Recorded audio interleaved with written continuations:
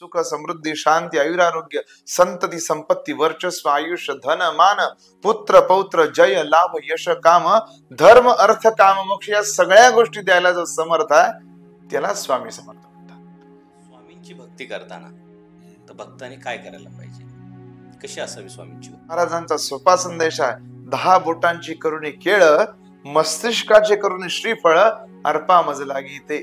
जो नामरूपी गलबला वाहतो त्याचा योगक्षेम मी वाहतो. मला स्वामींचे चमत्कारांबद्दल बऱ्याच गोष्टी ऐकून आहे, काय सांगता येतील का काही चमत्कार? तेव्हा महाराज जेव्हा चोळाप्पा महाराजांच्या मंदिरामध्ये होते तेव्हा महाराजांकडे अन्नदान फार मोठं चालायचं आणि तिथं अचानक फार भक्तगण आले आणि चोळाप्पा महाराजांकडे तेवढं धान्य नव्हतं त्यांना घालायचा उद्देश किंवा तेव्हा ते शक्य नव्हतं.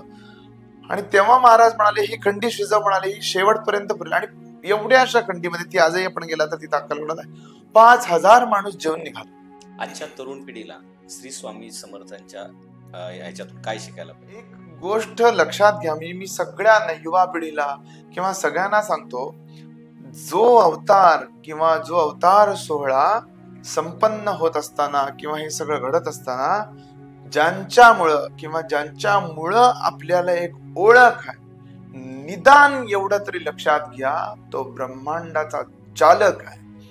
त्याला सगळं दिसतंय. आपण जे करतोय, आपण जे वागतोय, आपण जे बोलतोय, आपण जे लोकांना सांगतोय, आपण जे फसवतोय, त्या सगळ्या गोष्टी त्याला दिसतायत. तर तेव्हा शंकर महाराजांना एका भक्तानं विचारलं, महाराज म्हणे प्रत्येक अवतारामध्ये आपल्या सोबत पार्वती आहे, प्रत्येक अवतारामध्ये. हनुमानाच्या अवतारामध्ये ती कुठे आहे? तेव्हा महाराज म्हणाले ती शेपटीमध्ये, त्या शेपटीमध्ये पृच्छेमध्ये ती पार्वती आहे. महाराज म्हणाले आपल्या या अवतारात पार्वती दिसत नाही. काय आध्यात्मिक संदेश दिले? बोललो की भिवू नकोस मी तुझ्या पाठीशी आहे, पण कधी? जेव्हा मी सन्मार्गी असेल. भिवू नकोस मी तुझ्या पाठीशी आहे कधी? जेव्हा मी विश्वासघाती नसेल. भिवू नकोस मी तुझ्या पाठीशी आहे कधी? जेव्हा मी वाममार्गी नसेल. भिवू नकोस मी तुझ्या पाठीशी आहे कधी? जेव्हा मी व्यभिचारी नसेल. भिवू नकोस मी तुझ्या पाठीशी आहे म्हणून एखाद्याचा खून करून आला आणि महाराज म्हणतात भिवू नको मी तुझ्या पाठीशी आहे, असं चालणार नाही. भिवू नको. सध्याचे जे भक्त आहेत त्यांना स्वामी महाराज प्रसन्न होतात. ज्याला एखादी स्त्री एखाद्या पुरुषासोबत लग्न करून आलेली किंवा एखाद्या पुरुषासोबत पास्ट अफेअर असलेली स्त्री स्वतःची पत्नी म्हणून चालत नसेल तर त्यानं एखादी स्त्री खराबही करू नये, त्याने एखाद्या स्त्रीचा वापरही करू नये. व्यभिचारी, वाममार्गी, वाईट मार्गामध्ये अडकलेल्याला कधीही स्वामी भेटणार नाही. तर मला एक वैयक्तिक प्रश्न विचारावा असं वाटतो, आपली अध्यात्माकडे जो प्रवास झाला तो कसा झाला?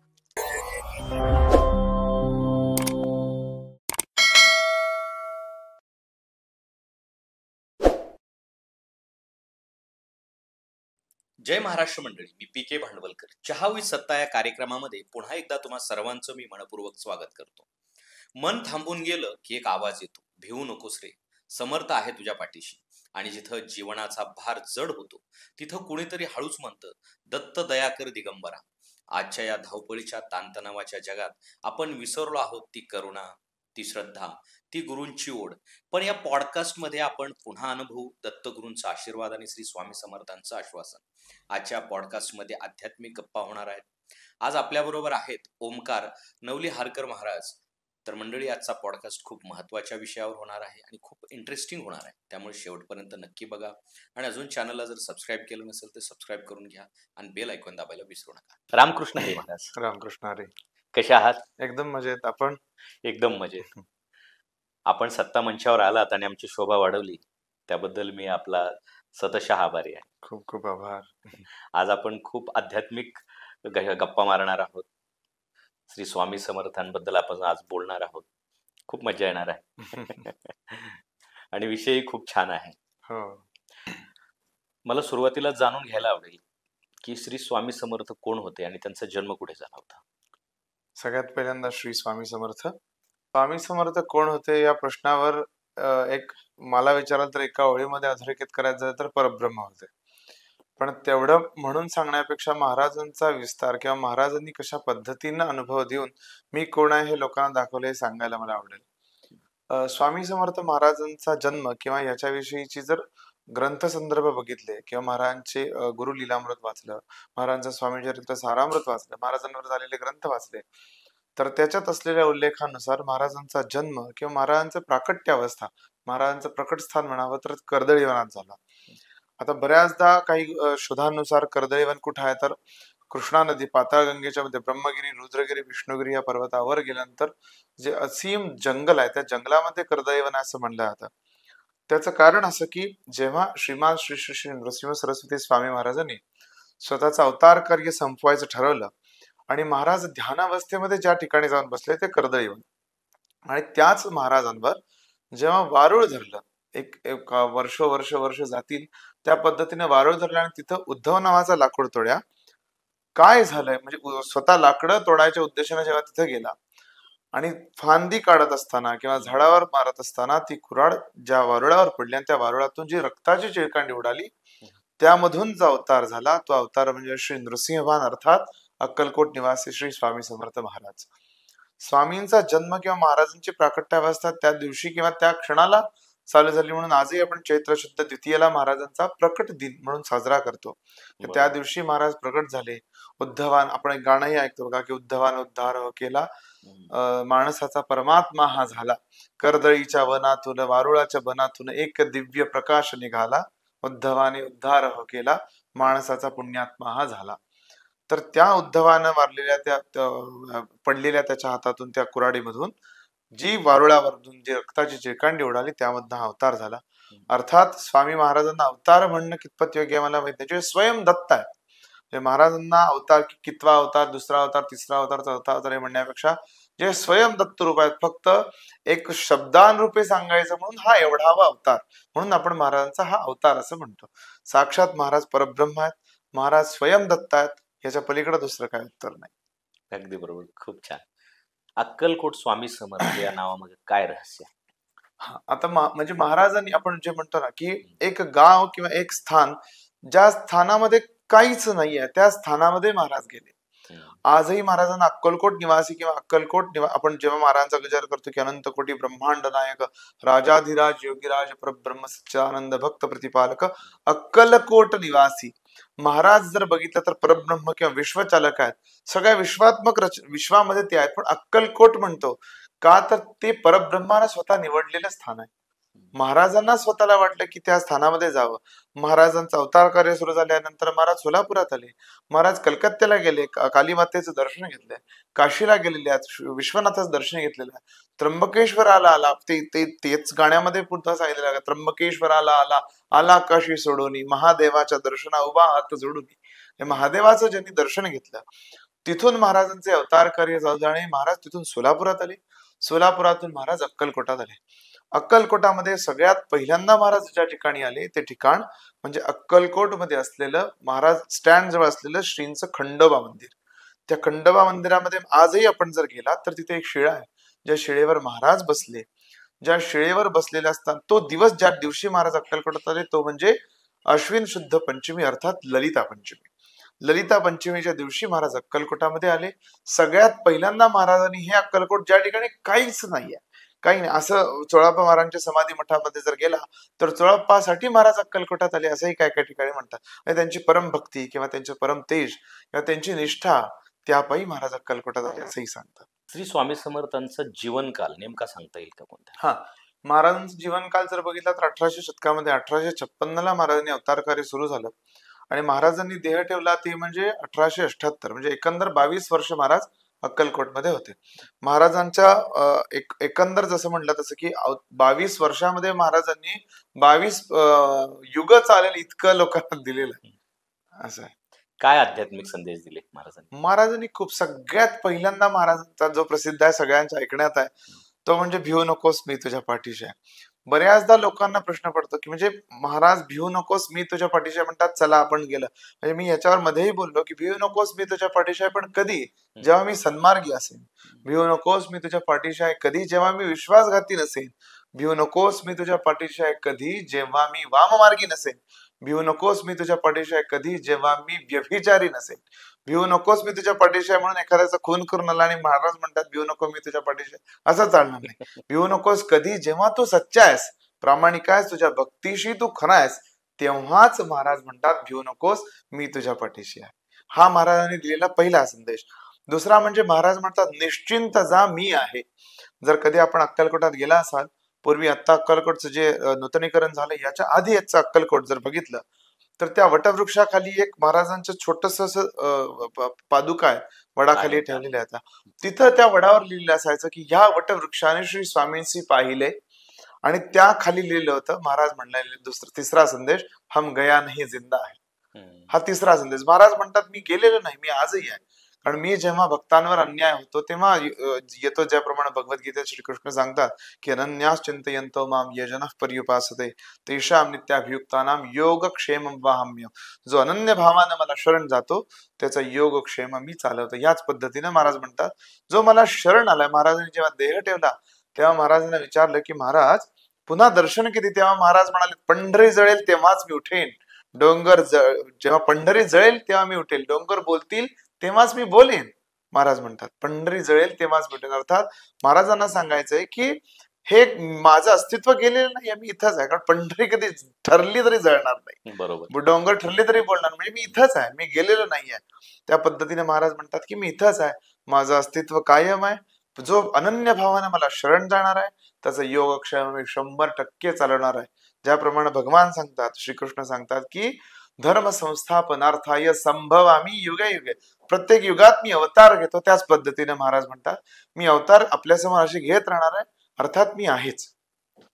आता हा महाराजांचा कितवा अवतार आहे? महाराजांचं तसं म्हणायला गेलं तर दत्त संप्रदायामध्ये जे आपण हे सांगतो की सगळ्यात पहिला झाला तो श्रीपाद श्री वल्लभ स्वामी, दुसरा झाला तो म्हणजे श्रीमान श्री श्री नृसिंह सरस्वती स्वामी महाराज, आणि तिसरा म्हणजे श्री स्वामी समर्थ. तर स्वामी समर्थांना दत्त संप्रदायामध्ये दत्तांपासून धरेल तर दत्त महाराजचा चौथा अवतार, आणि जर दत्त महाराजांचा अवतार म्हणावा तर तिसरे अवतार. आता हे समर्थ जे नाव दिलं गेलं किंवा ते नाव पडलं ते कशी, त्याची काय, त्याच्या मागे काय? आता वास्तविक जर असं विचारायला गेलं तर महाराजांच्या जन्माबाबतीत हल्ली पण बऱ्याचदा ऐकण्यास मिळते की छेली खेडी ग्रामी अवतरले ब्रह्म अक्कलकोट नामी परब्रह्म. म्हणजे अक्कलकोटामध्ये महाराज आले, छेलीखेडी ग्रामात झालं, तिथं महाराजांचं नाव होतं चंचल भारती असं सांगतात. त्याच्यानंतर महाराजांच्या आजही आपण मठामध्ये जर गेलो तर महाराजांचं मूळ नाव सांगतात नृसिंहभान. आपण समाधी मठातल्या पादुकांची वेटी कधी बघा, महाराजांची कमान मुख्य वटवृक्ष देवस्थानापासली बघा, नृसिंहभान लिहिलेलं आहे. नृसिंहभान हे महाराजांचं मूळ नाव. जे सर्व गोष्टींसाठी ज्यांच्या म्हणजे ज्यानं मीपणाचा स्वाहाकार केला तो स्वामीमय झाला. जो स्वामीमय झाला तो समर्थ रूपी बनला, म्हणजे समर्थात झाला. जो प्रत्येक गोष्ट, प्रत्येक इच्छा, प्रत्येक आकांक्षा, सुख समृद्धी, ज्या माणसाच्या आयुष्यामध्ये महत्वाच्या गोष्टी असतात, सुख समृद्धी शांती आयुरारोग्य संतती संपत्ती वर्चस्व आयुष्य धन मान पुत्र पौत्र जय लाभ यश काम धर्म अर्थ काम मोक्ष, या सगळ्या गोष्टी द्यायला जो समर्थ आहे त्याला स्वामी समर्थ म्हणतात. एवढं सोपं उत्तर आहे. स्वामी समर्थ आहे नामाभिमान. जसं आपण शिर्डीच्या साईबाबांबाबतीत सांगतो की महाराजांना आओ साई अशी हाक मारली म्हणून साई, तसं महाराज प्रत्येक गोष्ट द्यायला समर्थ आहेत. चळप्पा महाराज म्हणाले स्वामी, महाराजांना स्वामी म्हणून हाक मारली. जे म्हणलं या सगळ्या गोष्टी द्यायला जे समर्थ आहेत ते स्वामी समर्थ आहेत. आता स्वामींचं जे दिव्यत्व दर्शवतात असे काही प्रसंग सांगता येतील का? हो, खूप आहेत. स्वामी समर्थ महाराजांनी भक्तांना, म्हणजे जेव्हा महाराजांचे परमभक्त ज्यांना म्हणतात की स्वामी ज्यांना महाराजांनी स्वतःच्या खडावा दिल्या, त्या खडावा आजही चेंबूर मठामध्ये आपल्याला मुंबईमध्ये बघायला मिळतात. तर त्या स्वामी सुतांना महाराजांनी विराट रूपात दर्शन दिलेलं आहे. म्हणजे माझ्या उदरामध्ये गणपती आहे, हातपायामध्ये मारुती आहे, सर्वांगामध्ये देवी आहे, अशा संपूर्ण शरीरामध्ये देव माझ्या आहे, अशा रूपाने दर्शन दिलं आहे. महाराजांच्या काळामध्ये सुंदराबाई नावाची महाराजांची एक भक्त होती. सुंदराबाईंची फार वेगळी चांगली भक्तीची बाजू आहे, पण दुसरी बाजू जी आपल्याला पिक्चरच्या माध्यमातून किंवा ग्रंथांच्या माध्यमातून जी दाखवली जाते की सुंदराबाईंकडे लोक काय काय द्यायचे, आणि तेव्हाचे एक प्रसंग सांगितला जातो की राजेराय नावाचे राजेराय मठ आपल्याला आहे बघा प्रसिद्ध अक्कलकोटामध्ये. त्या राजेराय मठाचे जे अधिपती होते ते तिथं राजे आले आणि देवी त्यांना म्हणतात की मला पोटाची व्याधी आहे ती कमी करा, मी तुम्हाला इतक्या मुद्रा देईन. तर ते म्हणतात हो का, बर. म्हणून त्याच्यापेक्षा जास्त मुद्रांच्या हव्यासानं महाराजांचं चरणतीर्थ ते त्यांना प्यायला देतात, पैसे स्वतः जर ठेवतात. असा किस्सा आपल्याला ऐकायला मिळतो, बघायला मिळतो. अशा असंख्य आलेल्या वस्तू त्या स्वतःजवळ ठेवायच्या, आणि जेव्हा राणीचा आदेश येतो, राणी साहेबांचा आदेश येतो, त्याच्यानंतर त्यांना अटक केली जाते, तेव्हा महाराज ते सगळं साहित्य घेऊन जातात अक्कलकोटमध्ये असलेल्या समाधी मठाजवळ असलेल्या जंगम मठामध्ये. त्या जंगम मठामध्ये शिवलिंगावर महाराज हे सगळं साहित्य ठेवतात, नेत्राद्वारे अग्नी प्रकट करतात आणि अग्नी त्या शिवावर होम करतात.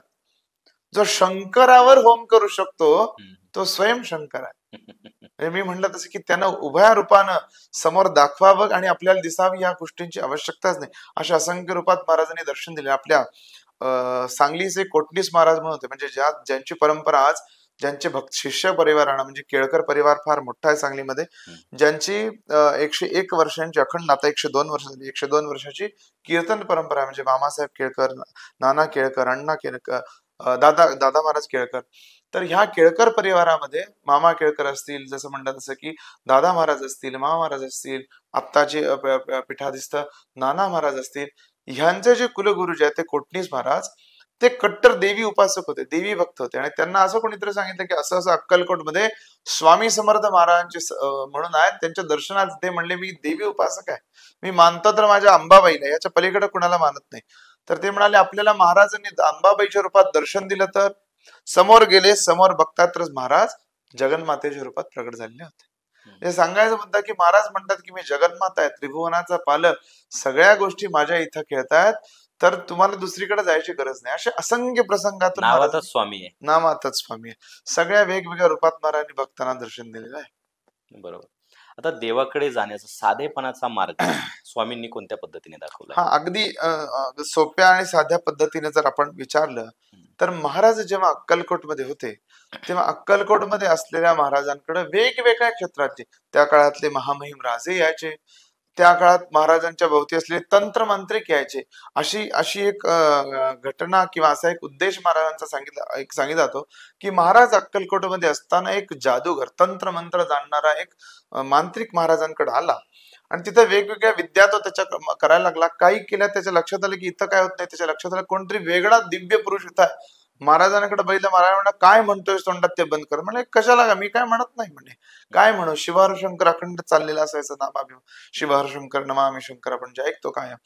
दुसरं तिसरं काय नाही म्हणायचे. तेव्हा महाराज म्हणले काय करतोयस, तर म्हणला तो त्याची जादू चाललेली होती. तेव्हा महाराज म्हणले तू जे करतोयस याला माया म्हणतात, मी स्वतःच माया आहे म्हणले, मी स्वतःच माया आहे. म्हणजे माया रूप असलेला भगवंत आहे. त्याला आपण जेव्हा देवाकडे जातो तेव्हा देवाला सांगतो की देवा माझं हे काम होते, तुला मी हे देईन ते देईन ते देईन, असं जेव्हा देवाला सांगत असतो त्याच देवाला आपण काय म्हणतो, अनंत कोटी ब्रह्मांड नायक. जो अनंत कोटी ब्रह्मांड आपल्या डोळ्याची म्हणतात, जसं एक हल्लीचे प्रसिद्ध संत प्रेमानंद महाराजांच्या एक वाक्यात आलं बघा की पलक झपकते अनंत ब्रह्मांड का सृजन जो कर सकता है उसे हम क्या दे सकते हैं. बरोबर. ज्याच्या डोळ्याच्या पापण्या मिटेपर्यंत ज्यानं अनंत ब्रह्मांडाचं सृजन केलंय, पालकत्व स्वीकारलंय, त्याला आपण केळी फळ नारळ काय देणार.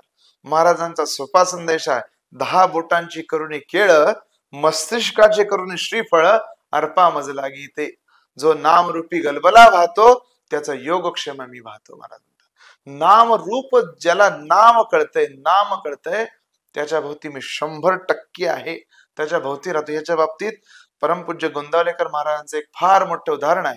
महाराजांना विचारलं महाराज नाम किती मोठा आहे, तेव्हा गोंदावलेकर महाराज म्हणाले जो नाव घेतो त्याच्या दाराचा मी श्वान होतो.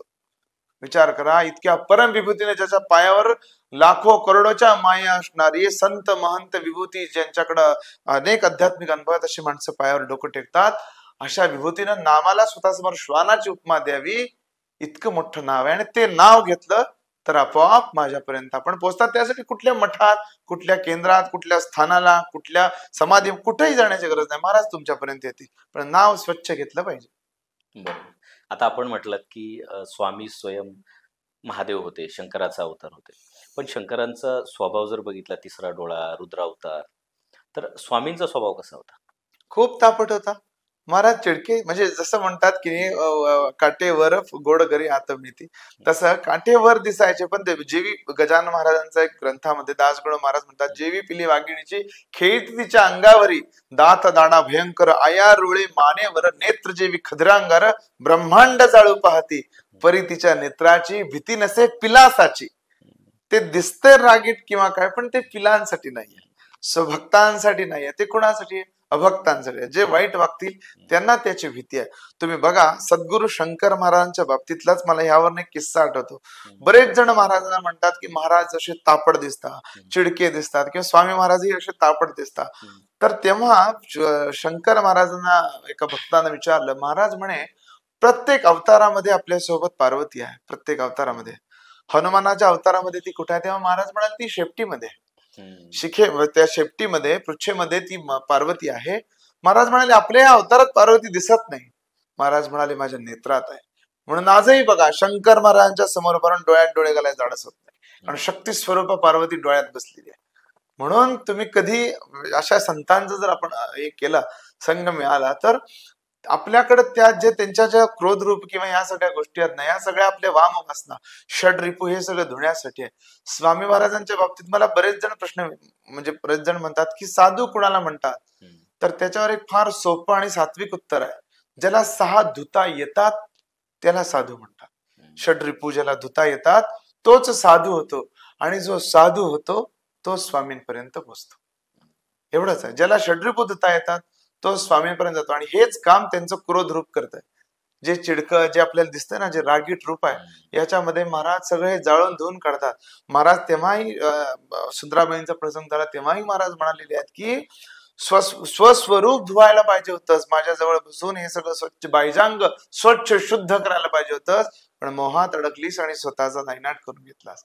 म्हणून महाराजांनी जो राग किंवा जो हे दिसतो तो वाईट गोष्टींसाठी आहे. नाहीतर त्यांच्या इतकं प्रेम जेव्हा स्वामी सूत गेले तेव्हा महाराजांना जो झालेला शोक आहे, कधीतरी योग आला तर आपण म्हणतो की नाही की हल्लीचा काळ डिजिटल किंवा या सगळ्याच आहे, पण याच्या पलीकडे जाऊन एकदा कधी शक्य झालं तर तोची एक समर्थ नावाचा एक पिक्चर आहे ज्याच्यात दाजी भाटवडेकरांनी फार छान भूमिका उचललेली आहे स्वामी महाराजांची. त्याच्यामध्ये कधीतरी जाऊन फक्त महाराजांचा तो मातृभाव किंवा प्रेम भाव, म्हणजे जर महाराज असते तर ते असे असते. आपण म्हणतो महाराज असते तर असे असते. इतकं प्रेमळ महाराजांनी असं कवटाळून घेतलेलं. आणि जेव्हा स्वामीसूत जातात तो प्रसंग इतका जबरदस्त त्याच्यात तो दाजी भाटवडेकर वठवलेला आहे की महाराज असे असते, म्हणजे रागीटही प्रेमळ आहे. तसे आहेत महाराज की वर काठी आहेत आत गोड घरे आहेत. बरोबर. आता रागीट आणि ह्याच्यावरून विचार की निळकंठ कधी झाले महादेव, तर विष जे होतं ते प्राशन केलं, म्हणजे समाजाला वाचवलं.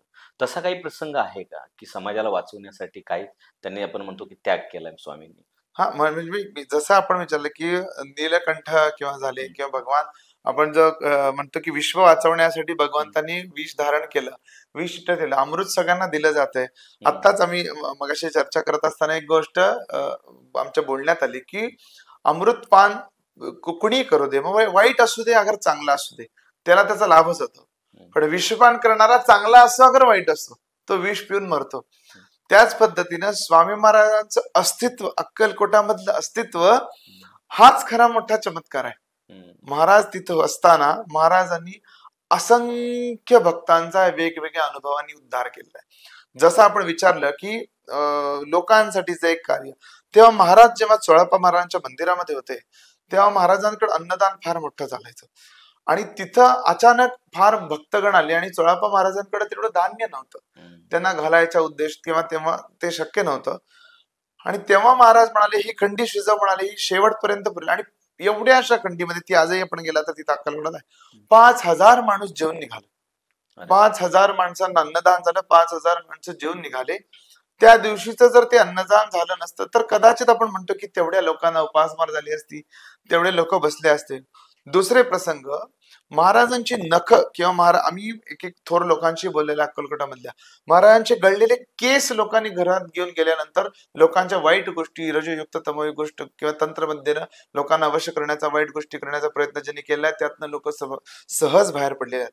महाराजांची नख घरात ठेवून लोकांच्या ज्या प्रसिद्धी कळा बायकांच्या कमी झालेल्या आहेत तेव्हाच्या, असे असंख्य प्रसंग महाराजांच्या बाबतीत आहेत ज्या प्रसंगाने महाराजांनी फक्त आणि मुळात काय आहे, महाराजांचे अवतार कार्य आहे ज्याच्यामध्ये आपण जसं म्हणतो की तुकाराम महाराजांनी आपल्याला एवढ्या गाथा दिल्या, ज्ञानेश्वर माऊलींनी एवढे संदेश दिले, एकनाथ महाराजांनी एवढं ब्रह्म आपल्यासमोर निर्माण केलं. ह्या लोकांना आपण काय दिलं? काहीच नाही. हे फक्त आपल्यासाठी अवतार घेतात. जसं पंढरीचा विठोबा आणि तिरुपतीचा बालाजी, हे दोघं अवतार कार्य कशासाठी घेतले तर भक्त जनउद्धारासाठीच घेतलेलं आहे. तसं ह्या संतांचं जे अवतार कार्य आहे फक्त नावातच आहे अवतार कार्य.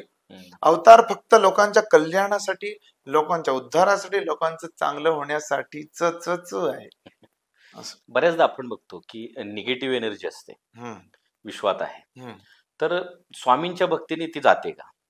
हा, जसं आपण म्हणतो की जिथं गुणी गोष्टी आहेत तिथं वाईट गोष्टी असतात. आपण गाणगापुरात जर गेलो तर गाणगापूरच्या आरती वेळेला आपल्याला ते बघायला मिळते बघायला की मिळतं. आरती चालू असताना अशा काही शक्ती किंवा हे काम करतात. पण एक गोष्ट आहे बघा, मी प्रामुख्याने सगळ्या लोकांना सांगतो की आपण जेव्हा एक 4 जण एखाद्या बाजारात जातो किंवा एखाद्या खरेदी किंवा एखाद्या गावाला लांबच्या प्रवासाला जातो, त्या 4 जणांमधल्या एकाला सर्दी होते, एकाला खोकला होतो, एकाला काय जरा व्हायरल थोडंफार होतं, इन्फेक्शन एकाला होतं. काही होत नाही. हे कशावर ठरतंय? तर माणसाच्या शरीरात असलेल्या अँटिबायोटिक एनर्जीवर. बरोबर. तसंच अध्यात्मात आहे. ज्याची ऊर्जा जास्त आहे, ज्यानं नामरूपी गलबला भगवंताचा मनामध्ये ठेवलेला आहे, त्याच्यावर कुठल्याच गोष्टीचा प्रहार होत नाही. कुठल्याच वाईट गोष्टीचा प्रहार किंवा वाईट प्रकर्षानं जर म्हणाल तर आत्ता आत्ता जस्ट जो पिक्चर पब्लिश झाला त्याचं नाव कांतारा, त्यामध्ये एक दाखवलंय बघा की वाईट गोष्टी कितीही मोठ्या असू देत, कितीही धर्मापुढं किंवा धर्म म्हणजे कुठला जन्मानं आलेला धर्म नाही, सात्विक धर्म जो माणसानं जपायचा आहे, जीवाविषयी प्रेम असावी, मनुष्याविषयी आस्था असावी, निष्ठेनं स्वकार्य करावं, स्वतःच्या आई वडिलांची सेवा करावी, हे धर्म कार्य. आणि हे धर्मानं जो चालणार आहे त्यातनं भले भगवंताचं नाव नाही घेऊ दे, त्याचं रक्षण करायला भगवंत 100 नाही 101% अवतार घेतो, अवतार कार्य करत असतो. त्याच पद्धतीने आहे की ती एनर्जी वाईट किती असू दे, स्वामी महाराजांच्या रूपानं ती आपोआप बाहेर निघते. आणि एकदा का नाव घ्यायची सवय लागली की अशा कुठल्याच वाईट गोष्टी आपल्या अंगात प्रवेश करत नाही. आता तुम्ही म्हटलात की ह्या वाईट शक्ती, तर स्वामींची भक्ती करताना तर भक्तांनी काय करायला पाहिजे? कशी असावी स्वामींची भक्ती? हा, मुळात महाराजांना सगळ्यात, जसं मी म्हटलं की महाराजांना सगळ्यात महत्वाची आणि आवडती गोष्ट म्हणजे नाम साधना. जो नाव घेतो त्याचा 100 ने 101% भगवंत होतो. आपण एखाद्या मार्केटमध्ये उभारलो आणि एक 100 जणांना ए ए ए ओ ओ काय असं करून हाक मारली तर सगळेजण इकडं तिकडं करणार, कावरे बनून, पण येणार कोण नाही. पण उद्देशपूर्ण जर नाव घेतलं, सुरेश असेल, अजय असेल, ओंकार असेल, प्रथमेश असेल, पार जे काही उद्देशपूर्ण जर आपण नाव घेतलं तर तो मनुष्य आपल्याकडे बघतो.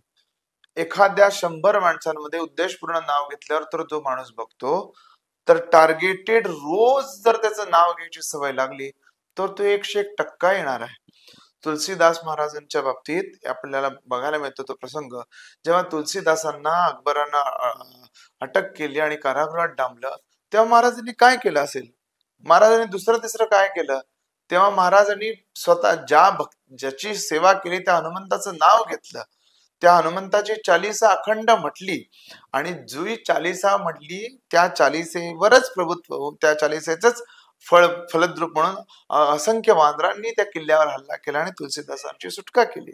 म्हणून महाराज म्हणतात की जो शतबार पाठ कर कोई छुट ही बंदी महास कोई. त्यातच महाराज म्हणतात काय करायचंय माणसाला, किंवा स्वामी महाराजांच्या बाबतीत स्वामींना मिळवायचं तर काय करायचंय? जे हनुमान करतो तेच करायचं. हनुमान काय करतो? प्रभू चरित्र सुनवे को रसिया, राम लखन सीता मन बसिया. जो रोज त्याचं चरित्र ऐकतो, मला माझ्या भगवंताचं, माझ्या देवाचं रोज गुणगान ऐकायचंय, वदायचंय, बोलायचंय, अर्थात त्याच्यामध्येच राहायचंय. माझा देव आणि मी एवढ्यामध्ये राहायचंय. एकदा एक वेळ किंवा जसं म्हणलं तसं स्वतःचं कर्म, स्वतःचं धर्म, स्वतःचा आचार आणि स्वतःचा विचार सांभाळून जो स्वामी नाव घेतो, स्वामी त्यांचे होतात म्हणजे होतात. श्रद्धा आणि सबुरी याच्या मागे काय तत्व आहे? हा, साईबाबांनी प्रामुख्याने आपल्याला श्रद्धा सबुरी याच्यावर भाष्य केलं, किंवा श्रद्धा महत्वाचं सगळ्यात काय आहे की तुमची श्रद्धा पाहिजे, पण श्रद्धा असताना तुमचा संयम पाहिजे. म्हणजे बऱ्याचदा माणसाला बघा की हल्ली काय देव बंधूपणा चालू आहे की हा नाही हे नाही झालं, शंकराकडे गेलोय 4 महिन्यात गेलो नाही झालं, चला आता दुसऱ्या विठ्ठलाकडे जाऊया, विठ्ठलाचं नाही झालं की चला आता अंबाबाईकडे जाऊया. असं देव बंधूपणा चालू आहे जो अजिबात कामाचा नाहीये. कारण काय आहे, काय म्हणतात की एक धर्मशास्त्रामध्ये अद्वैतवाद आणि वेदांत, अद्वैत आणि द्वैत या दोन्हीमध्ये एक महत्वाचा अद्वैतवाद सांगितलं की सगळं एक तत्व आहे, सगळं जाऊन त्या तत्वाच्या पायामध्ये सगळं तिथं जाऊन मिळणार आहे. मग तुम्ही कुठल्याही देवाची भक्ती करा. मी स्पष्ट आणि स्वच्छ भाषेत सांगतो, समजा आता असं सांगतात की 33 कोटी अर्थात 33 प्रकारचे देव आपल्या धर्मशास्त्रामध्ये आहे, पण समजा 33 कोटी करोड जर देवता असते, त्या 33 कोटी देवातल्या एका कोपऱ्यातला देव जरी पावला आपल्याला तरी माणसाचं कल्याण होते. फक्त भक्ती श्रद्धायुक्त पाहिजे. श्रद्धायुक्त पाहिजे म्हणजे पाहिजे. जेव्हा पंढरपुरामध्ये आज जाऊन आपण भक्ती करतो, विठ्ठलाला प्रार्थना करतो, जेव्हा पुंडलिकाने भक्ती केली तेव्हा तिथं विठ्ठल मूर्ती होती नव्हती. महाराज, स्वामी समर्थांचे चेष्टा किंवा अहंकार आणि लोभाबद्दल काय विचार होते? हा, जेव्हा सगळ्यात पहिल्यांदा स्वामी समर्थ महाराज अक्कलकोटमध्ये आले तेव्हा मी जसं म्हणालो मगाशी की महाराज आले ललिता पंचमीच्या दिवशी त्या खंडोबा मंदिरपाशी बसले, तेव्हा महाराजांच्या समोर तिथं असलेले 4 यवन म्हणजे अर्थात मुस्लिम समाजातील 4 लोक होते आणि त्यातला एक रिसालदार म्हणून होता. त्यानं महाराजांची मजा करावी या उद्देशाने महाराजांना प्रश्न विचारला की बाबा चिलीम पिओगे क्या? तेव्हा महाराज म्हणाले पिऊंगा पिऊंगा क्यों नहीं, जो चिदानंदी लीन झाला त्याला काय लागले? महाराज पिऊंगा क्यों नहीं. चिलीम महाराजांकडे दिली. महाराजांकडे चिलीम दिल्यावर महाराजांनी अशी बघितली, रिकामे चिलीम आहे म्हटले. बघितलं वर आकाशाकडे बघितलं, वैश्वानराची अर्थात अग्नीची प्रार्थना केली.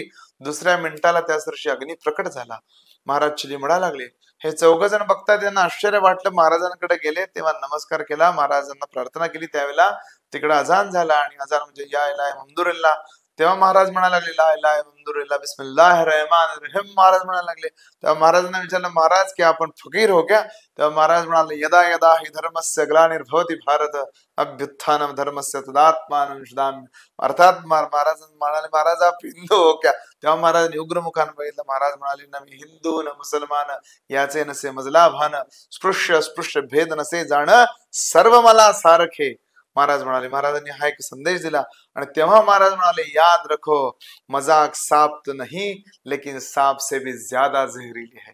कधीच कुणाची मजा, कधी कुणाची चेष्टा करू नका असं महाराजांनी सांगितलं. महाराजांना सांगायचं की तुम्ही त्यातल्या त्यात कुणाचीच गरीब असो कशाची चेष्टा करू नका. एक दुसरं महाराज म्हणतात की अहंकारी पुरुषाचं कधी कल्याण होत नाही. ज्याला अहंकार मारता येतो, ज्याला आपल्या आतला मीपणा मारता येतो त्यालाच स्वामी कळतो.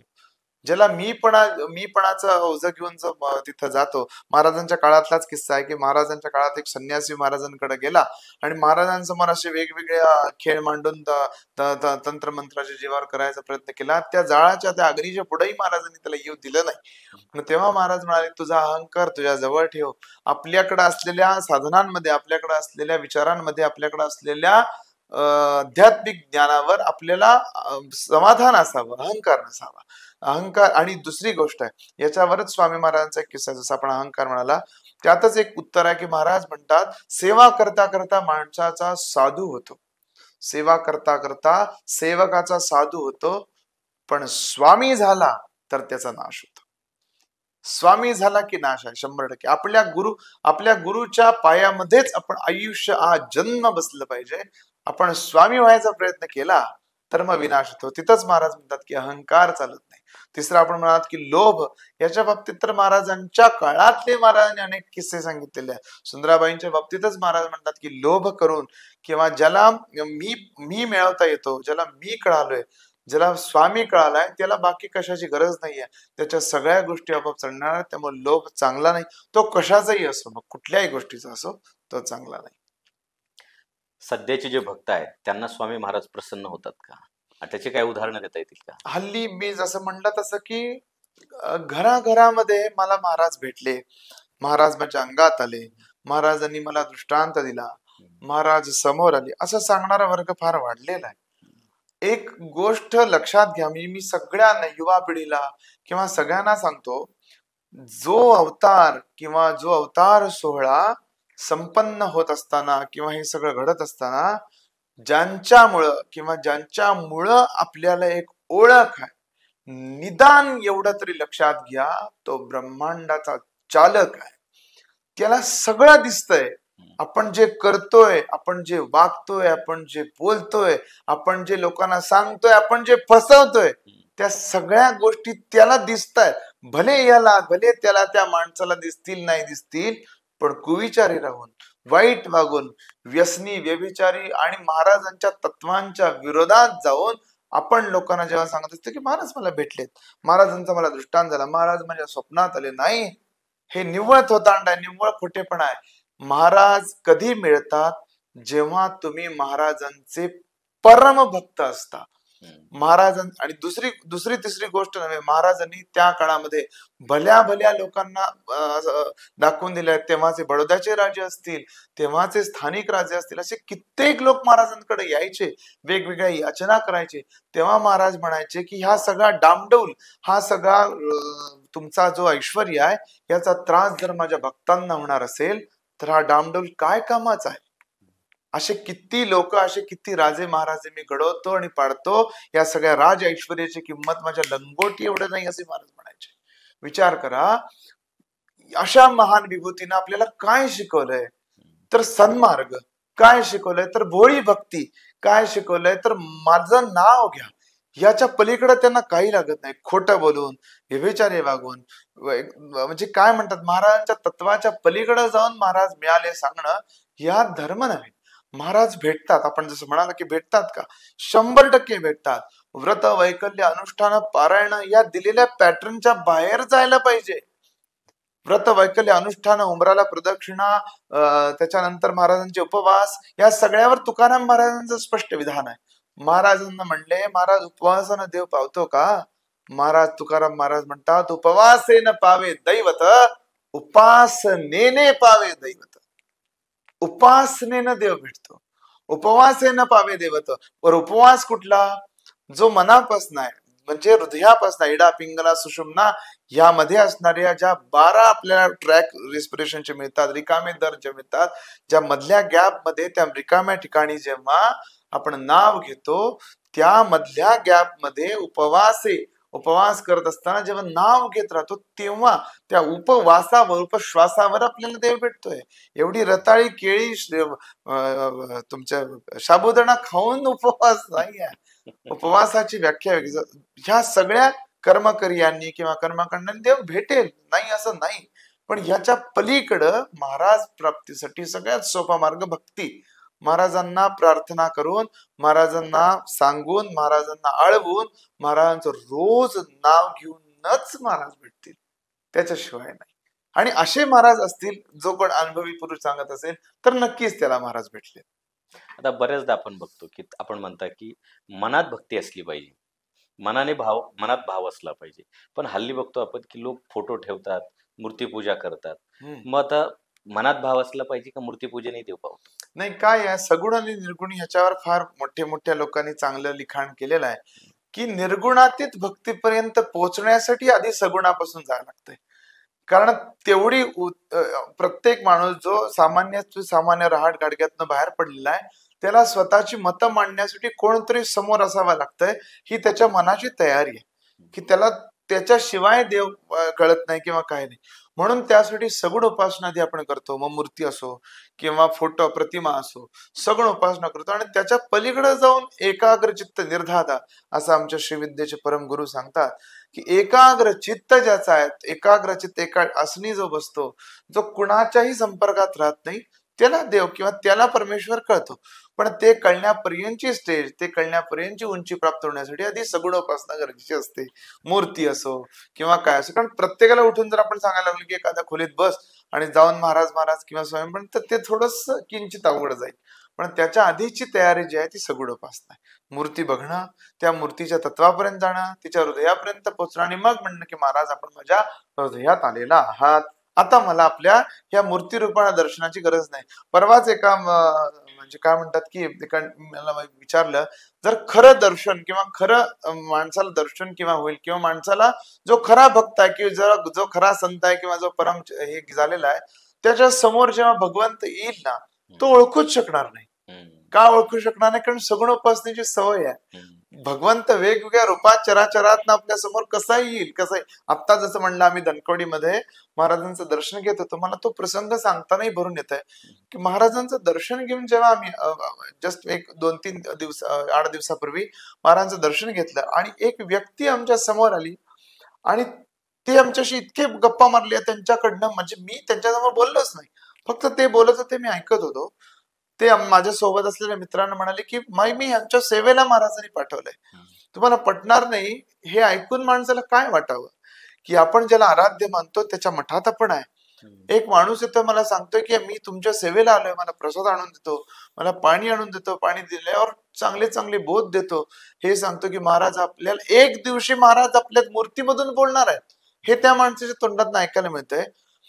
मग हे सगळं ऐकत असताना जसं म्हटलं की सगुण रूपी असलेली मूर्ती मला निर्गुणापर्यंत घेऊन जाते की महाराज त्या मूर्तीतून तुमच्यापर्यंत बोलणार आहेत. या दोन्ही गोष्टी गरजेच्या आहेत की सगुणोपासना झाल्यावर आपोआप निर्गुणाकडे माणूस आपोआप ओढला जातो. स्वामींचे चमत्कारांबद्दल बऱ्याच गोष्टी ऐकून आहे मी. काय सांगता येतील का काही चमत्कार? हा, खूप सारे आहेत. म्हणजे आत्ताच्या काळामधले प्रत्येक माणसाला येणारी आहेत. त्या काळामध्ये महाराजांनी असंख्य चमत्कार केले आहेत. जसं आपण म्हणालात की वाईट किंवा गोष्टींचा परामर्श करण्यासाठी, हरवण्यासाठी महाराजांनी तेव्हा एका भक्ताला बाहेरची बाधा झालेली असताना ती बाधा निरसन केलं, ती बैलामध्ये गेली, त्या बैलाचा प्राण गेला आणि तो माणूस व्यवस्थित झाला. त्याच्याबरोबर महाराजांनी तेव्हा म्हणजे महाराज असताना हे महाराजांच्या भोवती जो भक्त परिवार होता किंवा या सगळ्या भक्तगणांना, जो आता मगाशी सांगितलं की चोळाप्पा महाराजांच्याच मठामध्ये महाराज म्हणाले की एवढ्या एवढ्या किती लोक आहेत बाबा, एवढेच लोक आहेत, चल जेवून निघतात म्हणाले. हजारो लोक तेवढ्या प्रसादामध्ये जेवून निघाले. महाराज अक्कलकोटमध्ये असताना आपले सिद्धिविनायकचं जे मंदिर आहे, अक्कलकोटचं जे मंदिर आहे, तेव्हा रामकृष्ण जांभेकर म्हणून महाराजांचे एक भक्त होते अक्कलकोटामध्ये, ज्यांनी तिथं सिद्धिविनायकाची स्थापना, सिद्धिविनायक जो प्रसिद्ध गणपती आज आपले जिथं मोठे मोठे सेलिब्रिटी जातात, बरोबर. तर ते महाराजांकडे आले रामकृष्ण जांभेकर आणि त्यांनी महाराजांना विचारलं की महाराज काय तर म्हणजे महाराज म्हणाले तुला काय पाहिजे, तर म्हणाले महाराज मी जो सिद्धिविनायक बसवलाय त्या सिद्धिविनायक लोकांना प्रसिद्ध पाहू दे आणि त्याच्या ऐश्वर्याच्या जगमगाटाने लोक त्याच्याकडे आकर्षित होऊ देत. तेव्हा महाराज त्यांना म्हणाले की इथून तुला मी एक मानदार देतो. काही काही ठिकाणी वेगळा प्रसंग सांगिततो, तिथून दिला म्हणतात, काही काही जण म्हणतात तिथला लाव म्हणले. तर तिथं जा, 21 दिवसांनी मानदार लाव, ह्या मानदार जेव्हा बहरेल तेव्हा सिद्धिविनायक सिद्धीस जाईल असं महाराजांनी सांगितलं. 21 वर्षानं तो मानदार बहरला आणि सिद्धिविनायक सिद्धीस गेला. त्याच्या जगमगाटानं आज लोक त्याच्याकडे आकर्षित होतात. त्या रामकृष्ण जांभेकरांच्या बाबतीत महाराजांचा किस्सा आहे. मग अक्कलकोट महाराजांच्या बाबतीत, अक्कलकोट महाराज अक्कलकोटमध्ये असताना शेगावचे गजानन महाराज, ज्यांची आपल्याला फार प्रसिद्धी आणि व्याप्ती आपण पाहतो, ते गजानन महाराज अक्कलकोटामध्ये आले आणि महाराजांना नमस्कार केला. तेव्हा महाराज म्हणाले उत्तरेकडे पळत जा, जिथे जाऊन थांबशील ते गाव शेगाव असेल. आणि त्या शेगावच्या गजानन महाराजांनी असंख्य भक्तांचा, लाखो भक्तांचा उद्धार केला. महाराजांच्या बाबतीत महाराज जेव्हा चोळाप्पा महाराजांच्या घरात आले तेव्हा महाराजांच्या पाय धुवायला चोळाप्पा महाराजांची पत्नी येसूबाई म्हणाल्या, म्हणजे महाराज म्हणाले येसू पाणी आण. तेव्हा त्या म्हणाल्या घडाभर पाणी आण. त्या म्हणाल्या घडाभर कशाला, रांजणभर आण. ते म्हणाल्या प्यायला पाणी आहे का म्हणाल्या. तिकडची परिस्थिती आपल्याला माहिती की पाण्याचं दुर्भिक्ष आहे, पाणी नाही. तर म्हणाले कशाला ग रडतीस म्हणाले, तुझ्या दारामध्ये एवढी गंगा आहे म्हणाले. कसली गंगा म्हणाले, वांज आहे वीर म्हणाले. महाराजांनी त्याच्यात लघुशंका केली, लघवी केली आणि त्याला उमाळा फुटला. आणि ती विहीर आजही तिथं आहे. त्या विहिरीला महाराजांनी बघितलं उमाळा फुटला, लघुशंका केली आणि ती पवित्र झाली. कुशावर्ता तीर्थ एवढं त्याला पवित्र प्राप्त झालं. त्याचा अंघोळ करणाऱ्याच्या रोग बाधा निघून जातात.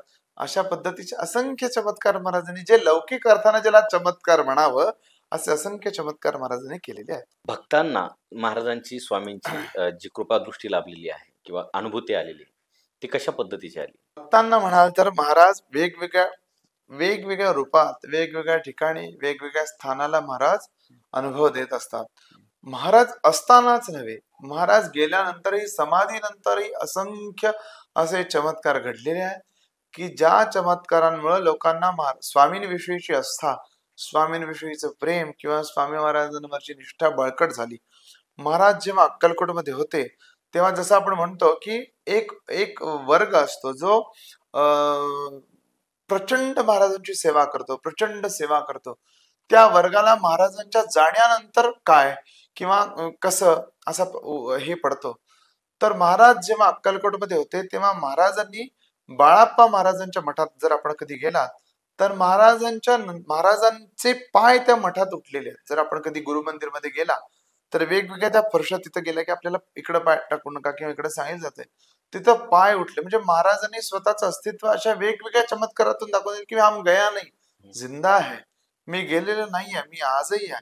समाधी मठामध्ये मी सारखं म्हणतो, मी परवाही एक सांगितलं की कधी आवर्जून जाणं झालं, आवर्जून, तर महाराजांच्या अक्कलकोटमध्ये असलेल्या समाधी मठामध्ये जाऊन बघा, साक्षात्कार काय असतो, अनुभूती काय असते, त्या मठात गेल्यावर कळेल. महाराज तिथं आजही आहेत. महाराजांचं परम चैतन्य, ज्याला ऊर्जा कळते, त्याने तिथे जाऊन बसून बघावं. ज्याला महाराजांचं अस्तित्व कळतंय किंवा ज्याला अनुभवायचंय त्यानं तिथं जाऊन बघावं. महाराज आजही आहेत. मला त्या माझ्या परम भाग्य किंवा माझ्या कुठंतरी केलेल्या कोपऱ्यातल्या सेवेचं फळ म्हणून मला त्या मठात महाराजांच्या समाधीवर बसून जप करण्याचा योग आला. मला सांगायला फार आनंद होतो की ज्याला आपण ब्रह्मांड नायक म्हणतो, ज्याची आपण सेवा करतो, जो माझा आराध्य आहे, त्याचा देह खाली ठेवलाय. विचार फक्त करून बघा की त्याचा देह इथं खाली आहे आणि त्याच्यावर त्या समाधीपाशी बसून आपल्याला जप साधना किंवा जी काय इच्छा असते ती मागायला मिळते. मला महाराजांची वंशज आदरणीय धनंजय गुरुजी म्हणाले की तुम्ही काय तुमची इच्छा असेल लौकिक अर्थानं किंवा काय मागा, महाराजांच्या जवळ बसा, महाराजांना सांगा आपलं सगळं. मला तिथं गेल्यावर काही सुचलं नाही, दुसरं तिसरं हे मागावं ते मागावं काही सुचलं नाही. मी फक्त एकच मागत होतो, म्हणत होतो महाराज महाराज, म्हणजे मला ओ द्या, मला एवढंच फक्त म्हणायचं होतं महाराज महाराज. माझं इतक्यांदा चाललं आणि एका स्टेजला येऊन मला असं वाटलं की महाराज म्हणतात घेऊ नकोस, मी आहे. म्हणजे मी म्हणलं ना की या गोष्टी अनुभवाशिवाय येणार नाही. महाराज त्या समाधी मठामधून किंवा काय सांगितलं तर एखाद्याला अतिशयोक्ती वाटेल, पण महाराज आजही आहे. महाराज तिथं गेल्यावर महाराज सांगतात की मी आहे. मी प्रत्येक कणाकणात ह्याच्यात हे म्हणण्यापेक्षा महाराजांचा अनुभव या रूपाने जर एकदा घ्यायला लागलो तर दुसरं तिसरं अनुभव किंवा चमत्कार या गोष्टी कुणाला लागतात, जो चमत्कार बघून नमस्कार करतो. पण ज्याला ते कळाले की महाराज आपल्याशिवाय काय नाही यात, ते अनुभव मला तिथं आले त्या दिवशी की महाराज आजही त्या समाधीतून बोलतात. महाराज सांगतात की मी आहे. श्री स्वामी समर्थांची भक्ती करण्यासाठी कुठला मंत्र जपला पाहिजे? स्वामी समर्थ एकमेव नाव श्री स्वामी समर्थ. षडाक्षरी मंत्र किंवा पंचाक्षरी श्री स्वामी समर्थ, षडाक्षरी श्री स्वामी समर्थ. याच्या पलीकडे दुसरा तिसरा कुठलाच नाही. दिगंबरा दिगंबरा श्रीपाद वल्लभ दिगंबरा म्हणू शकतो, श्री स्वामी समर्थ म्हणू शकतो. आता ओम नमो भगवते लावून संधी लावून आपण करणं चुकी. गुरु दीक्षित गुरु प्रदत्त असल्याशिवाय मंत्रपाठ करू नये. पण साधन नाम श्री स्वामी समर्थ, श्री स्वामी समर्थ, बस सगळ्याचा तरणोपाय. आजच्या तरुण पिढीला श्री स्वामी समर्थांच्या याच्यातून काय शिकायला पाहिजे? स्वामींकडून फार गोष्टी शिकण्यासारख्या आहेत. स्वामी महाराजांनी सांगितलं की माझी भक्ती करण्यासाठी तुम्हाला फार राजपाट डामडौल धन पैसा अडका काही गरजेचं नाहीये. तुम्ही माझ्याकडे नम्र भावानं आला, जो माझा झाला मी त्याचा होतो. गजानन महाराजांच्याच पोथीत ते वर्णन आहे की एकदा जो मी गुरु केला, मी न सोडे कदा त्याला, तो न सोडे कधी मला. पुंडलिक भोकरे नावाचा एक गजानन महाराजांचा भक्त असतो आणि भागाबाई ठाकरीन महाराजांची एक भक्त असते. ती महाराज तिथं जाते आणि महाराजांना म्हणते, असं त्या पुंडलिकाला म्हणते की असा एक कुठला गजानन महाराज तुला कान मंत्र दिलेला नाही, कानात मंत्र दिले नाही, तो काय गुरु होतो का म्हणे. तो कसला गुरु, चल केजाजीच्या शिष्यात आपण गुरु करू म्हणते. तर तो अचंबित होतो, म्हणजे कुणीतरी आपल्याला कानात सांगावं असं असतंय काय, असं असतंय का. अशी भक्ती आपल्या हल्ली ज्या युवकांची होते. त्याच पद्धतीने पुंडलिकाचं मन ओशाळते. ते मग गजानन महाराज स्वप्नात जाऊन त्याला सांगतात, कानागा तू सांगितलं म्हणून जर गुरु होत असेल तर रोज अनेक कान गोष्टी होतात, मग ते काय एकमेकांचे गुरु होतात का म्हणे. रोज मी कानात ह्याच्या सांगतो, तो माझ्या सांगतो, म्हणून काय एकमेकांचे गुरु होतात का, असं नाही म्हणे. तुला घे गुरुमंत्रच पाहिजे ना, तुला गण गण गणा तर त्या गुरुमंत्र देतो म्हणतात आणि ती वय करायला लागतात. या प्रसंगातनं काय शिकायचंय तर तेव्हा महाराज सांगतात की तुम्हाला भक्तीचं किंवा भक्तीचं एक साधं सोपं आणि सर्वोत्तम साधन म्हणजे नाम आहे.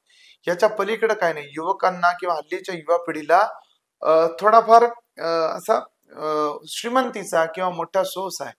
चेन, अंगठ्या, माळा किंवा मोठमोठी कपडे व लत्ते ह्या सगळ्या गोष्टीची देवाला कधी गरज नव्हती किंवा कधी नाहीये. पण तेव्हा साईबाबांनाच हा प्रश्न विचारला गेला की महाराज आपल्याला ह्या सगळ्या साधनाचे, आपण जर स्वतःला फकीर म्हणता तर याची गरज काय आपल्याला म्हणे, आपल्याला ह्या गोष्टीची काय गरज आहे किंवा हे कशाला. तर तेव्हा महाराज म्हणाले की याची गरज मला नव्हती आणि नाहीच आहे, पण हे मला देणारा माझा भक्तगण आहे. जेव्हा त्यांचं साधन साध्या चटईवर बसवायचं होतं तेव्हा मी चटईवर बसलो. जेव्हा त्यांचं साधन मला साध्या आसनावर ठेवायचं होतं तेव्हा आसनावर बसलो. आज ते मला रेशमी वस्त्र नेसवतात, मी रेशमी वस्त्रावर बसतो, कारण मी माझ्या भक्तांच्या वश आहे. माझ्या भक्तांचं साधन वाढले म्हणून ते मला देतात. म्हणून आपण महाराजांना म्हणजे स्वामींच्या बाबतीत आपण बघतो की भक्तगण किंवा भक्त परिवार, आज अक्कलकोटची व्याप्ती किंवा अक्कलकोटचं स्वरूप फार मोठं आहे, पण महाराज तेवढ्याच त्या गाभाऱ्यात आहेत. जो गाभारा तेव्हा तेवढा होता आजही तेवढाच आहे. म्हणून युवकांना किंवा भक्तांना महाराजांना जर काय द्यायचंय, खऱ्या अर्थानं काय द्यायचंय, तर ही 10 बोट म्हणजे केळं, आणि हे म्हणजे नारळ, आणि सगळ्यात महत्वाचं म्हणजे हृदय कुसुम ज्याला म्हणतात. आपलं हृदय जे आहे, जे स्वच्छ कुसुम म्हणजे स्वच्छ वासाचं फुल आहे, ते महाराजांना जर दिलं तर 100% महाराज भेटतात म्हणजे भेटतात. आणि तेच द्या, त्याच्या पलीकडे काय देऊ नका. कोण तुम्हाला सांगेल की 1 लाखाची सेवा होते, ही सेवा करून घे, 50 लाखाचा हा हे होतंय, नाही, असे महाराज नाही भेटणार. तुम्ही किती कुठल्याही ठिकाणी तुम्ही भरे जाऊन कुठल्या मोठ्या मोठ्या मंदिरात, वाराणसीला इथून फोन करून 1-2 लाखाची पावती करतो, कोणतरी म्हणेल ही सेवा, ही पूजा, नाही. स्वयंभावानं जी सेवा होते त्याच्यासारखी दुसरी तिसरी सेवाच नाही. शबरी कंटाळली नसती का हो? काय म्हणली असती की इतके वर्ष मी वाट बघते, राम काय येत नाही, जाऊ दे. नाही, रोज पुलांतर काटे काढायची, रोज पुलांतरायची, रोज बोरं तोडून आणायची, चाखून चवीनं बघा, एक दिवशी राम आले. तसं पाहिजे, थांबायची. साईबाबांचा संदेश सबुरी, संयम पाहिजे, संयम. तर परमेश्वर कळेल, तर संयम ज्याला कळतो त्याला स्वामी कळतात. आता श्री स्वामी समर्थ हा जो मंत्र आहे, याच्या जपाने काय परिणाम साधले जातात, काय फायदे? 100% नाम जपाने शरीराची शुद्धी होते. सगळ्यात पहिल्यांदा शरीर शुद्ध. शरीर शुद्धी म्हणजे काय? अनेक मार्गांनी आपलं शरीर गंजलेलं आहे. म्हणजे ज्याला म्हणतात की एकतर दुसरं जसं म्हणलं वाम मार्ग, तिसरं म्हणजे व्यभिचार, एक हल्ली फार काळ पुढारलेला म्हणता म्हणता आपण ज्याला तो शब्द इंग्लिश मध्ये आपण म्हणतो बघा की मॉडर्न संस्कृती नव्हे, लिव्ह इन रिलेशनशिप. हल्ली ह्या सगळ्या गोष्टी आलेल्या आहेत. पण एक सामान्य गोष्ट बघा, ज्याला वाटतं ना की आपण लिव्ह इन रिलेशनशिप किंवा अशा गोष्टींमध्ये पडावं, त्यानं त्या जागी आपल्या मुलीचा विचार करून बघावा. तेव्हा काय वाटेल? ज्याला एखादी स्त्री एखाद्या पुरुषासोबत लग्न करून आलेली किंवा एखाद्या पुरुषासोबत पास्ट अफेअर असलेली स्त्री स्वतःची पत्नी म्हणून चालत नसेल, तर त्यानं एखादी स्त्री खराबही करू नये, त्याने एखाद्या स्त्रीचा वापरही करू नये. व्यभिचारी, वाममार्गी, वाईट मार्गामध्ये अडकलेल्याला कधीही स्वामी भेटणार नाहीत, कधीही स्वामी भेटणार नाही. किती आदळा आपटा गोटे घासा, जो स्वामींच्या विचाराच्या बाहेर केलेला आहे, जो वाईट विचारांच्या नादाला गेलेला आहे, कुमार्गी झालेला आहे, त्याला महाराज भेटत नाहीत. महाराज साध आणि सोपं महाराजांचं गणित आहे. महाराज सांगतात सत्व, सात्विक आणि संयम या 3च गोष्टींनी महाराज मिळतात. का? तर शास्त्र वचन आहे, सत्वम सुखे संजयती. जे सत्वाचं सुख आहे ते संजीवन राहणार आहे, ते कोणी संपवू शकत नाही. किती कोण येतील, किती काही होईल, किती आता आपण म्हणतो की किती आपल्या देशावर आक्रमण काय काय काय झालं, पण धर्म टिकला का? तर सत्वाच आहे, खरा आहे, सात्विक आहे. तशाच स्वामी मार्ग आहे की जो सात्विक आहे, जो सत्व मार्गाने जाणार आहे, त्यालाच महाराज भेटणार. आता जय जय रघुवीर समर्थ म्हटलं जातं, याच्या मागे काय रहस्य? तो रामदास स्वामी महाराजांनी दिलेला मंत्र आहे. म्हणजे जय जय रघुवीर समर्थ रामदास स्वामी महाराजांसाठी आपण म्हणतो. सज्जनगड निवासी रामदास स्वामी महाराज. रामदास स्वामी महाराजांनी दासबोधामधून अनेक लोकांना सांगितलं की म्हणजे भुजंग प्रयात वृत्तावर तयार झालेले मनाचे श्लोक, गणाधीश जो ईश सर्वा गुणांचा मुळारंभ आरंभ तो निर्गुणांचा, जो आपण म्हणतो त्याच्यामध्येच महाराज सांगते, ज्या ज्या ठिकाणी मन जाय माझे, त्या त्या ठिकाणी निजरूप तुझे, मी ठेवितो मस्तक ज्या ठिकाणी, ते ते तुझे सद्गुरु पाय दोन्ही. तिथं महाराज बघतायत का मूर्ती? महाराज म्हणतात जिथं मी टेकलंय तिथं तू आहेस. तसंच महाराज चराचरी व्याप, नारायण महाराज म्हणतात ना, चराचरी व्यापकता जयाची, अखंड भेटी मजलात याची. मला काय पाहिजे? महाराजांकडे मागायचं काय? मागायचं चराचरी व्यापक जो झालेला आहे त्याची मला रोज भेट आहे. तो रोज मला म्हणतो, जयांनी त्रिलोक व्यापिले तेच विटेवरी मावले. जयांनी त्रिलोक व्यापलेले ते विटेवर मावले. कशासाठी? भक्तासाठी. तर असे त्रिभुवनाचा पालक आपला स्वामी म्हणजे म्हणता ना, आपला परब्रह्मचालक, आपला मायबाप आहे आपल्याला. तर त्याच्या पदरात किंवा त्याच्या पलीकडे काय नाही. त्याच रामदास स्वामी महाराजांनी आपल्याला जय जय रघुवीर समर्थ, जो रघुवीर आहे, जो रघुकुळातला आहे, तो सगळ्या गोष्टींसाठी समर्थ आहे, असा मंत्र आपल्याला रामदास स्वामी महाराजांनी दिला. आता मला एक वैयक्तिक प्रश्न विचारावासा वाटतो, आपली अध्यात्माकडे जो प्रवास झाला तो कसा झाला? जर मला विचाराल तर घरची पार्श्वभूमी फार गरीब, आई वडिलांचे वडील रिक्षा चालक आणि आई खाजगी कंपनीमध्ये कामाला. म्हणजे मला आजही जेव्हा महाराजांचा उत्सव होतो तेव्हा मी भर डोळ्यांनी महाराजांचा उत्सव साजरा करतो. कारण ज्या स्वामी महाराजांचा उत्सव करत असताना साधा घरातला टेबल, आजही तो टेबल आमच्या घरात आहे, सिमेंटनी पडलेला, आणि अशा टेबलवर आम्ही साधा ब्लाऊज पीस अंथरून काडीपेटी, एवढीशी छोटीशी काडीपेटी घ्यायची. त्या आमच्या घरात एवढीशी दत्त मूर्ती आहे, महाराजांची पिढीजात दत्त महाराजांची इतकी छोटीशी मूर्ती, ती मूर्ती त्याच्यात ठेवायची आणि त्याचा पाळणा करायचा. आणि अशी मला आवड. आणि तिथंच बरोबर योगायोगाने आमच्या इथं मोहिते कॉलनी म्हणून एक कॉलनी होती, तिथं स्वामी समर्थांचं मंदिर बांधायचं झालेलं, आणि तिथं सुधाकर नावाचा एक गिरणी चालवायचे ते एक भक्त होते. त्यांनी मला स्वामी मार्ग सांगितला. योगायोगाने ते देहवासी झाले, वैकुंठवासी झाले. तर त्यांनी स्वामी मार्ग किंवा हे सगळं शिकवलं. हे सगळं सेवा किंवा हे सगळं चालू असताना घरची परिस्थिती फार बेताची. म्हणजे वडील रिक्षा चालक, आई खाजगी कंपनीमध्ये, कळंबा ते बीटी कॉलेज एवढा जवळजवळ 7-8 किलोमीटरचा प्रवास रोज चालत जाऊन रोज चालत येणार आहे. ज्याला घरामध्ये महिन्यालाच 1000 रुपये, आजचा गॅस संपला की कुठल्या, ही मावशी झाली, आत्या झाली, ही झाली, कुणाकडे पैसे मागायचे, हा प्रवास असलेल्या व्यक्तीकडून महाराज दर प्रगट दिनाला 10,000 लोकांचा प्रसाद करून घेतात. हेच सगळ्याचं श्रेय आहे. म्हणजे इथंच भक्ती पोहोचते.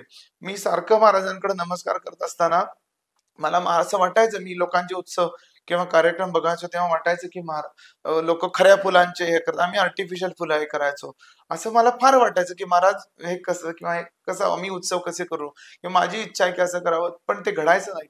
पण आज कोल्हापुरात जर स्वामींचा प्रगट दिन म्हणलं तर आपलं नाव कुठंतरी कोपऱ्यात नाव निघते. बस मला एवढंच महाराजांनी दिलेलं आहे. ही सेवा करत असताना सुधाकर दादाकडनं, आई वडिलांकडनं रोज बाळकडू स्वामी सेवेचं असायचं. आम्ही अक्कलकोटात, तेव्हा कोल्हापूर पंढरपूर नॅरोगेज कुरडू गाडी होती, अगदी नॅरोगेज गाडी होती. 10-12 तास त्या गाडीला लागायचे. अगदी डिगी डिगी डिगी ती गाडी, त्या गाडीनं जायचो. आपल्याला पडणार नाही. एक काळ असा होता की खिशात 120 रुपये असताना सोलापूरच्या स्टँडवर झोपून माझ्या आई वडिलांनी स्वामी सेवा केली. आणि तिथून आम्ही सोलापुरात जाऊन, म्हणजे तिकीटही तेव्हा 12 रुपये अक्कलकोटला होतं, पण तेही पैसे नसायचे. त्याच्या महिना कसा चालवायचा, याच्या पलीकडे जाऊन महिना कसा चालवायचा रोजचा, याच्या पलीकडे जाऊन आपण जाऊ दे 200-300 रुपये घेऊन अक्कलकोटला जाऊ. अक्कलकोट माहेर, कारण माझ्या आईचं माहेर पंढरपूर, म्हणजे मंगळवेढा. पण तिथं कोण नव्हतं. माझ्या आजीची परिस्थिती बेताची होती, एका छोट्याशा खोलीमध्येच जे राहायची. त्यामुळे माझ्या आईला लग्न झाल्यानंतर 35 वर्षात एकही दिवस माहेरी गेलेला नाही, एकही दिवस नाही. म्हणून आईचं माहेर आम्ही अक्कलकोट म्हणायचो. आणि अक्कलकोटात जाऊन महाराजांसमोर आम्ही आजोळ म्हणा, माहेर म्हणा, ते सगळं तिथं अक्कलकोटात साजरं केलेलं आहे. त्यामुळं फार महाराजांनी मातृत्व, आजोळ, सगळं जे काय ते स्वामींनी दिलेलं. आणि हे सगळं बाळकडू आई वडिलांकडनं आलं. आई वडिलांच्या तोंडात सतत स्वामी नाम, स्वामींची सेवा. आम्ही पूर्वी सत्य स्वामी पूजा म्हणून अशी करायचो. एवढ्याशा छोट्याशा चौरंगावर स्वामी समर्थांची सत्यनारायण सारखी जशी पूजा असते तशी पूजा करायचो. त्या पूजेनं आज इतकं व्यापक रूप घेतलं. ही फक्त फक्त फक्त महाराजांची देण आहे, याच्या पलीकडे काही नाही. मला एकच वाटतंय, माझ्याकडे येणाऱ्या स्वामी सदनामध्ये मंदिरात लोक फार प्रश्न विचारतात की दादा काय लागतंय, किंवा काय अटी आहेत, किंवा काय. मला फक्त एवढंच सगळ्यांना सांगावं वाटतंय की तुमचा नम्र भाव सोडला तर मला तरी काही नको आहे. स्वामींना आपण फुलं आणता, वस्त्र आणता, किंवा नैवेद्य आणता, ते महाराजांच्या होता ते वाटून संपून जातं. याच्या पलीकडे मला जर विचाराल तर एक अंशही भाव नाही का. तर आज पुण्यासारख्या शहरात गेलो, सोलापुरात गेलो, अक्कलकोटात गेलो, हजारो माणसं बोलवतात, चहा पाजतात, खायला देतात, नाश्ता देतात. हीच श्रीमंती महाराजांनी दिलेली आहे. मला जर कोण विचारते की तुमचं वैभव काय, तर माझं एक उत्तर आहे की स्वामी नामाचं वैभव माझ्या माग आहे. तेव्हा मला कशाचीही कमतरता नाही. स्वामी नामाचं वैभव माझ्या माग आहे, स्वामी नामाचा परिवार माझ्या माग आहे. ज्या परिवारानं आज म्हणलं तरी 365 दिवस सकाळचा चहा नाश्ता जेवण देणारा परिवार या स्वामी नामानं जोडून दिलेला आहे. म्हणून म्हणलं की स्वामी नामाची ही ओढ अशीच वाढत राहू दे. जशी सुरुवात महाराजांनी केली तसा शेवटही महाराजांच्या चरणात होती. याच्या पलीकडे दुसरी काय असंच नाही आयुष्य, दुसरं काहीच मागायचं नाही. खूप छान महाराज, आपण आलात आणि आमची शोभा वाढवली सत्ता मंचाची. मी आपला क्षतशः आभारी आहे. खूप खूप रामकृष्ण हरी. रामकृष्ण. तर मंडळी, आज आपल्या सत्तामंच या व्यासपीठावर सन्मान्य प्रख्यात ओंकार नवलिहारकर महाराज आले आणि त्यांनी आपल्याला श्री स्वामी समर्थ आणि दत्तगुरूंचा महिमा सांगितला. याबद्दल मी सत्ता कुटुंबाच्या वतीने त्यांचे खूप खूप आभार मानतो. आपणही अमूल्य असा रसग्रहण करण्यासाठी वेळ दिला, त्याबद्दल आपल्या सर्व मंडळींचेही मी आभार मानतो आणि महाराजांना मी पुढील वाटचालीसाठी खूप खूप शुभेच्छा देतो. तर मंडळी, पुन्हा भेटूयात एका नव्या विषयावर, एका नव्या पाहुण्यांबरोबर. भेटत राहू, बोलत राहू. तर मंडळी, अजूनही चॅनलला सबस्क्राईब केलं नसेल तर सबस्क्राईब करून घ्या आणि बेल आयकॉन दाबायला विसरू नका, म्हणजे येणारा एपिसोड तुमच्यापर्यंत पोहोचेल. आणि एपिसोड आवडला तर तुमच्या जवळच्या व्यक्तीपर्यंत नक्की शेअर करा. तोपर्यंत सर्वांना माझा जय हिंद, जय महाराष्ट्र.